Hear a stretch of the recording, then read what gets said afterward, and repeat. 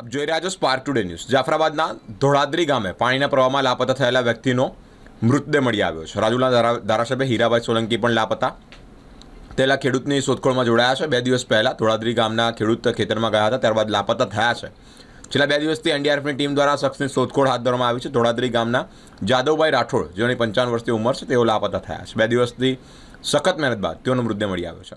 ગયા 2 દિવસથી ધોળાદરી ગામના જાદવભાઈ રાઠોડ એમના વાડીએથી જ્યારે પરત ઘરે આવતા એ નદીમાં ખૂબ પાણી હોવાના કારણે દોરડું બાંધેલું હતું, છતાં પણ એ રોડ ક્રોસ કરવાના કારણે દોરડું હાથમાંથી છૂટી જવાના કારણે મૃત્યુ પામ્યા છે।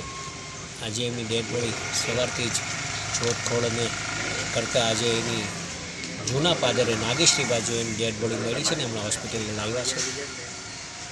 આવા બનાવો અવારનવાર જ્યારે બનતા હોય ત્યારે ગામના લોકોને પણ ખાસ તકેદારી રાખવા માટે, ખાસ આવા સમયે તકેદારી રાખવા માટે પણ સૂચના આપના માધ્યમથી આપવામાં આવે એ દ્વારા પણ કહેવા માગું છું। પણ જ્યારે એમના પરિવાર પર જ્યારે આવું દુઃખ આવી પડ્યું છે ત્યારે ભગવાન એને આત્માને શાંતિ આપે અને પરિવારને દુઃખ સહન કરવાની એવી શક્તિ આપે એવી પ્રાર્થના કરું છું।